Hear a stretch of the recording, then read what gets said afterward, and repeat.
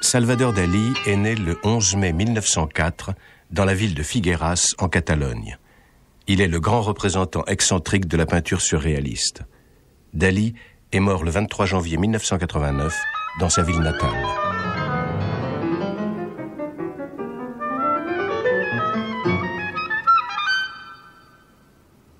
Construction molle avec haricots bouillis, c'est le titre donné à ce tableau que Salvador Dalí a peint en 1936.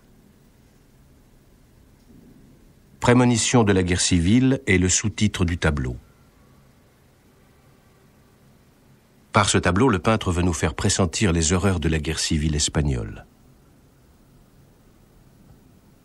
Une fois encore, un artiste prétend être celui qui prévoit, qui pressent l'avenir. Comme un séismographe, il détecte les bouleversements sociopolitiques de son temps et les transpose dans son art. Un homme égaré dans un paysage, un vaste ciel. Mais c'est une construction composée de deux silhouettes monstrueuses qui dominent l'œuvre. Ces deux silhouettes enlacées se soutiennent l'une l'autre. Une toile de 100 cm sur 99 cm. Le visage empli de douleur nous rappelle celui de Jésus de Nazareth, le Fils de Dieu pour les chrétiens.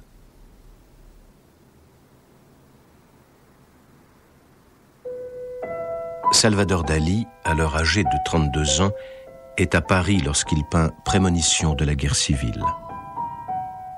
Il a certainement peint ce tableau dans l'atelier qu'il a loué de 1936 à 1937, rue de la Tombissoire. C'est son lieu de travail et c'est là qu'il vit avec son grand amour, Gala.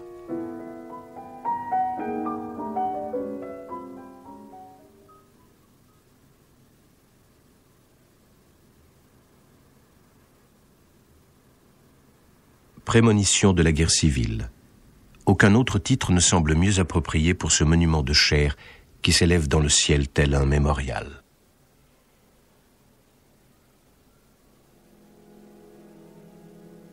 Un tableau qui se rapporte à un fait historique, le coup d'État des généraux espagnols contre la République et le gouvernement démocratique le 17 juillet 1936. Les putschistes espèrent une victoire rapide. Mais petit à petit, la résistance républicaine s'organise. C'est dans cette effervescence que Dalí peint ce tableau, Prémonition de la guerre civile. Cependant, certaines personnes supposent que l'artiste n'aurait établi le lien avec la guerre civile qu'ultérieurement. Ainsi, avec le titre Prémonition, il pouvait entretenir le mythe qu'il aurait prédit la catastrophe espagnole. Dalí fait même savoir dans divers documents qu'il aurait peint le tableau en 1934. Only idiotic people tell the truth. Only what people?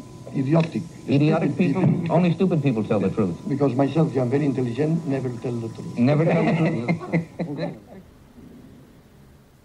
Avant que Salvador Dalí ne peigne Prémonition en 1936, il séjourne quelques mois à Londres où diverses expositions sur l'art surréaliste déconcertent le public. Entre autres, l'exposition de la New Burlington Gallery qui accueille André Breton, l'un des maîtres à penser du surréalisme. À cette époque, il avait pris ses distances avec Dalí. En juillet 1936 à Londres, Dalí fait une conférence lors de la grande exposition surréaliste.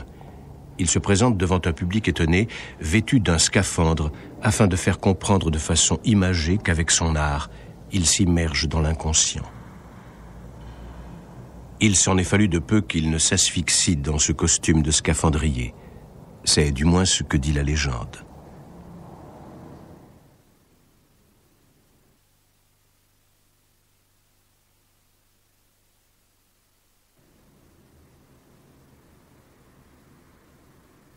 De la chair enragée garnie de fézole, une variété de haricots catalans que l'on consomme lors du carême.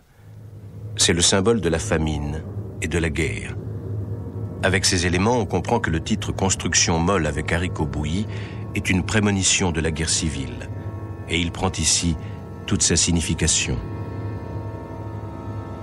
Le désastre, l'horreur de la guerre d'Espagne qui débouchera sur le fascisme, Dali ne le représente pas. Il transpose la souffrance des hommes dans la boue originelle de l'histoire. Pour lui, la guerre est un phénomène naturel qui se répète toujours, au-delà de toute cause ou action politique. Mort, viol, famine, voilà ce que l'on consomme à ce banquet. Le festin est son illustration la plus radicale de ce banquet. C'est Cannibalisme en automne, réalisé aussi en 1936. On suppose que c'est son premier tableau illustrant la guerre civile. Les deux tableaux ont plus d'un point commun.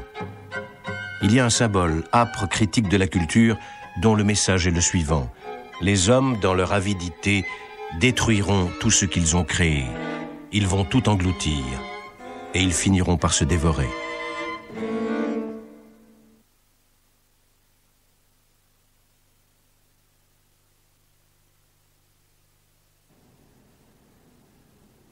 Pour Dali, le tableau Prémonition de la guerre civile est la manifestation artistique de sa nausée pathologique devant toute forme de révolution. Toutefois, en 1936, il n'était pas encore le réactionnaire que ses amis surréalistes lui ont ensuite reproché d'être. Depuis 1929, Dali fait partie du groupe surréaliste autour d'André Breton. C'est une des stars du groupe. Il doit ce succès à un film. Dans Un chien andalou de Luis Buñuel, dont la première a lieu le 1er octobre 1929 à Paris, Salvador Dali joue le rôle d'un prêtre. Il participe activement à la réalisation de ce premier film surréaliste.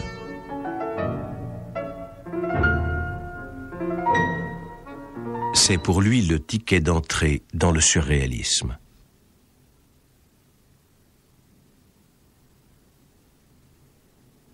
Une architecture faite de chair humaine se dévorant elle-même.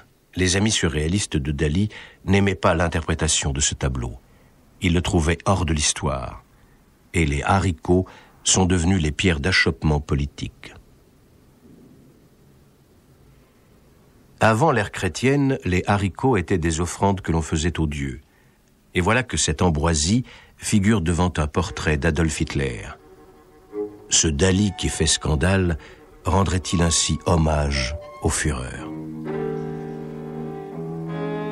L'énigme de Hitler, c'est ainsi que s'intitule le tableau.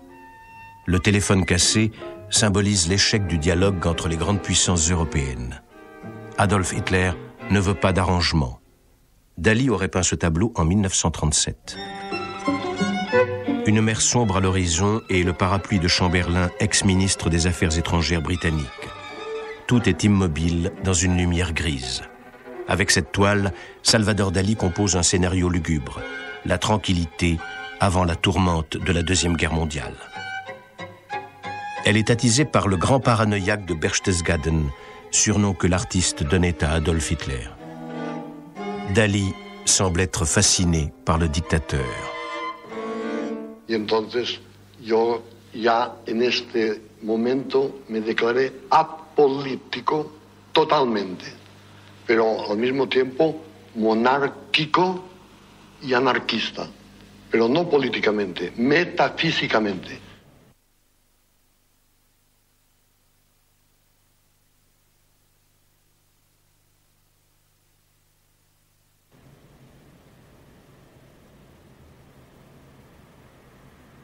Voici les détails qui garantissent l'effet accablant et brutal de prémonition de la guerre civile.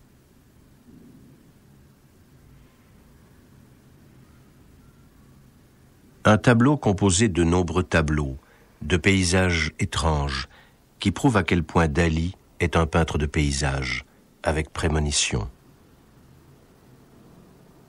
Ce paysage correspond à un autre peint en 1938, qui se trouve être également un détail d'une grande toile.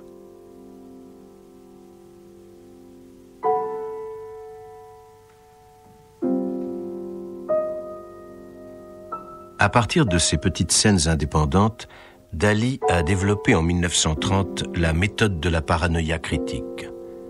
Ces tableaux sont composés de divers sujets qui nous aident à nous détacher de l'illusion d'optique du tableau.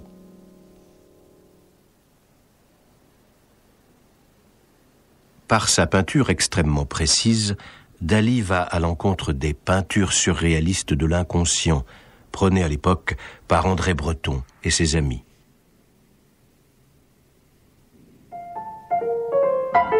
Un chien est un chien, il se transforme en chaîne de montagne. Tout est pensé pour que l'œil du chien devienne un tunnel et que le museau se métamorphose en route, justement grâce à la méthode de la paranoïa critique. Il suffit de bien regarder le tableau. En 1938, l'écrivain Stefan Zweig arrange une rencontre entre Dali et l'idole de tous les surréalistes exilés à Londres, Sigmund Freud. Allí hubo una escena terrible porque yo le enseñé mi cuadro La Metamorfosis de Narciso, que me gustó mucho. El cuadro no me interesa, yo quisiera que usted leyera mi tesis sobre la paranoia crítica que he hecho con Lacan. Y él volvía al cuadro. Yo volvía a que leyera mi tesis científica. Y al final, puñetazo, digo, quiero que lea esta noche. Entonces, Freud se quedó un poco asombrado y dijo a Stefan Zweig, nunca he visto un prototipo de español más claramente. Es un fanático.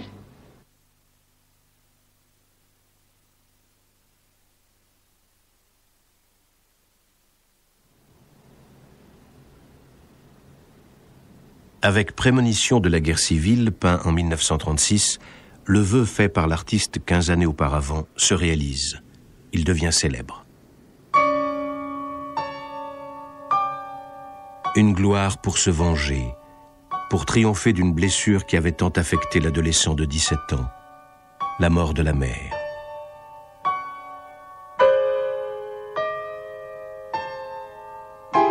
Philippa Dali, née Domenech, décède le 6 février 1921 d'un cancer de l'utérus.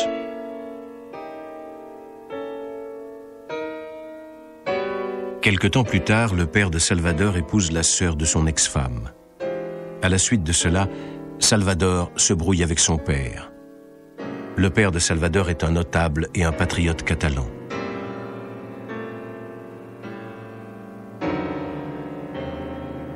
Dans Prémonition de la guerre civile, on trouve un élément qui évoque le père. Celui-ci portait le même prénom que son fils. C'est cet élément rouge, probablement un morceau de viande. On trouve déjà un lambeau rouge en 1933 dans L'énigme de Guillaume Tell. Le Guillaume Tell de Dali, qui n'a pas d'arbalète mais tient un enfant dans ses bras, est en fait son père. Il a posé une côtelette d'agneau sur la tête de Salvador car il aime tellement son fils qu'il le mangerait. Dans cette peinture, Dali peint sa grande angoisse. Il provoque au sens figuré la mort de son père, indispensable d'après Sigmund Freud. Il dote son procréateur d'un membre extrêmement long, soutenu par une béquille. Comme si Dali voulait nous dire « Cet homme est impuissant, il ne peut pas être mon père ». La libération par le reniement. Dali a toujours considéré son père comme une menace, mais d'un autre côté, il le vénère. Dans L'énigme de Guillaume Tell, il lui a donné les traits de Lénine. Le père réprouve la relation avec Gala. Dans L'énigme de Guillaume Tell, Gala est méconnaissable. Elle est représentée minuscule à l'intérieur d'une coquille de noix qui peut être écrasée à tout moment par le Père Tout-Puissant.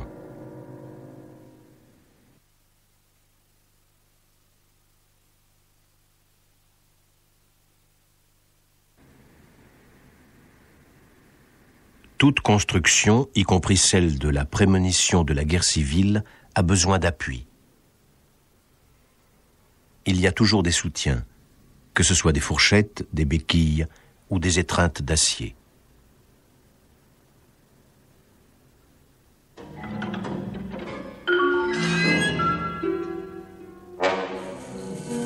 Le souvenir de la peur enfantine devant la sexualité.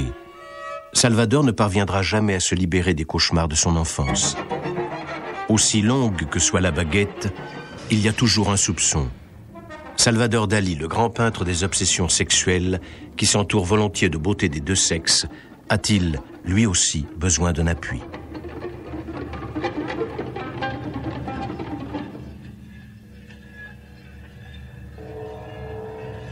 You like crutches a lot? Yes, because it's one symbol of impotency. Impotence. Yes.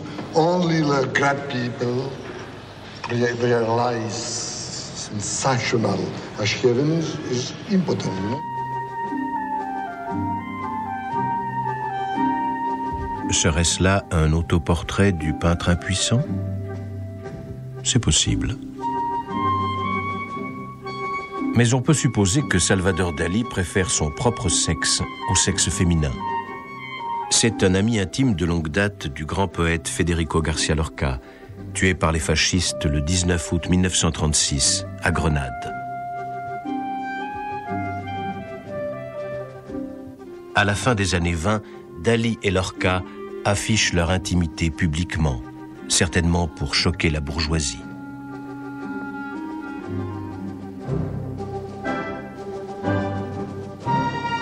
Née en Russie, Elena Diakonov-Devulina a 10 ans de plus que Salvador Dali. Avec elle, que l'on surnomme Gala, le problème de la sexualité va s'élucider. Elle est son modèle, sa muse, son épouse et son manager. En 1934, dans la capitale de la Catalogne, il assiste avec elle à une grève générale, présage de la guerre civile. Dali réalise des esquisses et des dessins dont il s'inspirera 2 ans plus tard pour la prémonition de la guerre civile.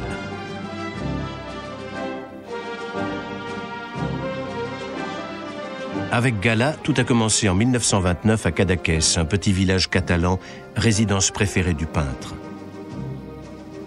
L'été de cette même année, Dali est plutôt dépressif lorsque son ami René Magritte lui rend visite, accompagné de sa femme Georgette. À cette époque, Luis Buñuel voulait réaliser un nouveau film avec Dali.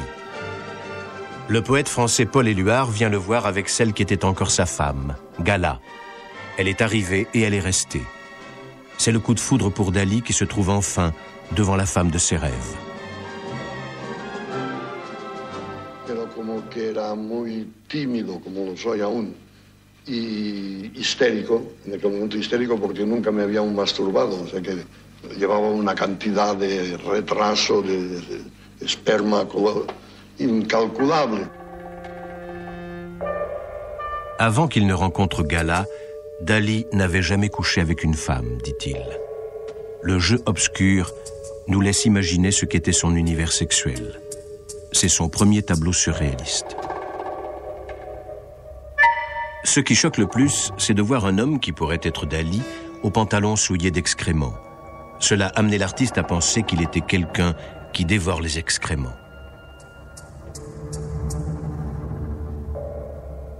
Une chronique scandaleuse qui, sans aucune retenue ni contrainte, met sur la toile les fantasmes et rêves inconscients de l'artiste, inexpérimenté dans le domaine sexuel. Mais Gala est enfin arrivée. Dali a toujours dit qu'à l'époque, elle l'a guéri de la folie. Es la única mujer que yo he hecho el amor. Sobre todo el convencimiento que tengo ahora, gracias a ella, de que no soy tan mediocre como yo creía. Porque ella creyó enseguida que tenía un gran talento.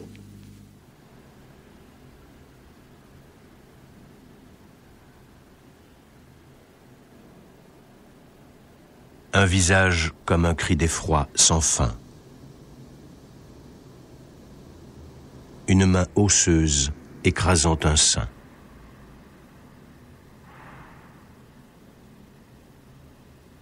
Et un corps tellement maltraité qu'il s'est pétrifié depuis longtemps et ne ressent plus de douleur. Comme le Guernica de Picasso, la peinture de Dali, prémonition de la guerre civile, aurait pu devenir un tableau défendant la République espagnole. Un monument contre le coup d'État clérico-fasciste des généraux. Dans les années qui suivent, Dali privilégie de plus en plus dans ses tableaux une interprétation intemporelle. Il se détache de la réalité politique. Lorsque Dali et Gala se rendent aux États-Unis, des bruits courent. Des journaux écrivent « Il soutient Franco ». La sympathie qu'éprouve l'artiste pour l'état des putschistes est notoire. Et Dali ne fait plus mystère de sa sympathie pour le général Franco. What do you think about Franco? Franco, I believe, is perhaps the only intelligent man today in politics. L'excentrique du mouvement surréaliste est devenu un réactionnaire. Il a oublié les rêves révolutionnaires de sa jeunesse quand il rendait hommage au communisme. Oublié aussi l'époque où, dans ses tableaux, il représentait le héros de la Révolution d'octobre, son idole, Lénine.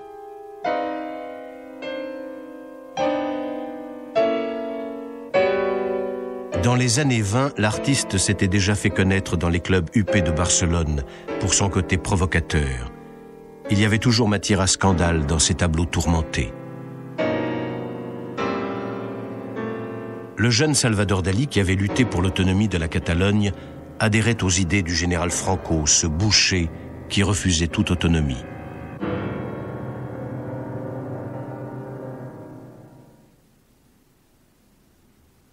Quand on connaît la sympathie de Dali pour Franco, il semble logique de voir dans son tableau Prémonition de la guerre civile une peinture de propagande pour l'Espagne fasciste. On peut y lire une épopée justifiant la mise à mort d'une république démocratique établie.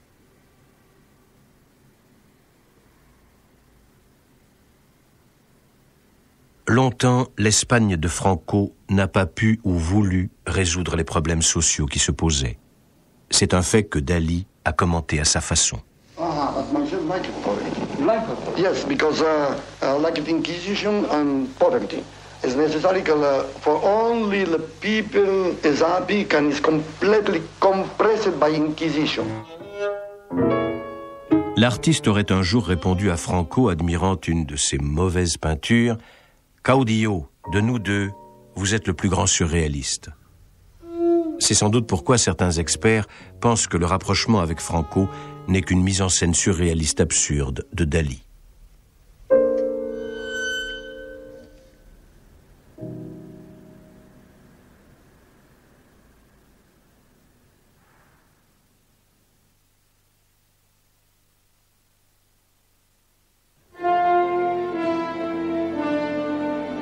C'est certainement au-dessus de la baie de Cadaqués que le Christ de Saint Jean de la Croix est crucifié. Cette œuvre, réalisée en 1951, est une des nombreuses scènes de crucifixion que peint Dali, alors devenu catholique.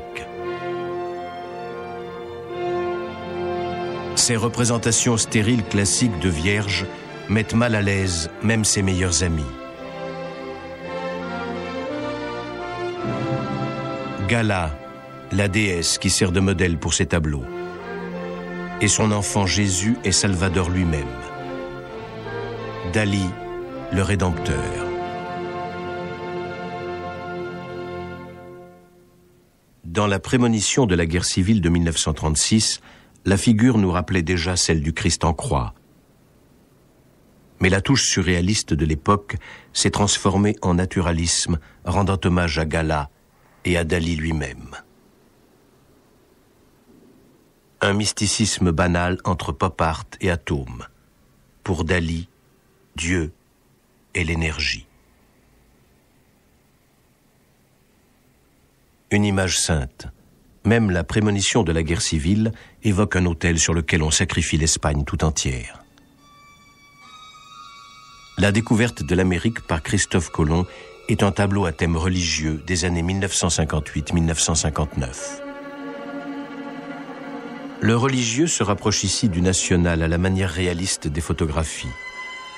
Et le moine, humble, tout tremblant à l'idée de fouler la terre promise, n'est autre que Salvador Dali.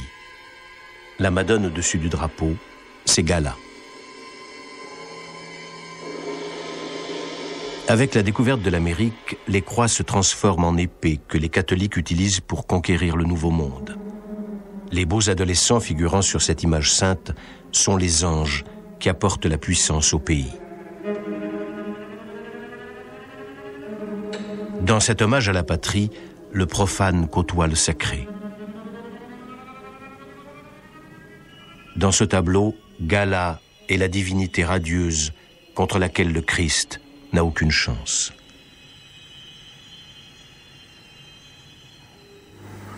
Creo en Dios, pero no tengo la fe.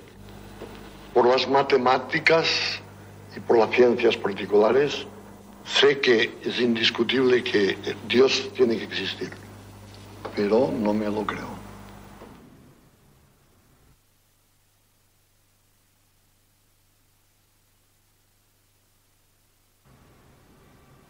À propos de la prémonition de la guerre civile, Salvador Dalí disait « C'est une énorme cathédrale remplie par la dynamique blanche de la haine. » Si l'on veut, on peut aussi voir dans le tableau de Dalí une piéta monstrueuse. L'image est la construction cauchemardesque de la souffrance des hommes. La peinture est atroce, pleine d'obscénité dans les détails. Une manifestation épouvantable de la solitude de l'homme dans un paysage géologique. Dans la nature déserte, la violence et la guerre. La scène se déroule en des temps païens, peinte à la manière des maîtres anciens que Dalí vénérait et qu'il a souvent imités.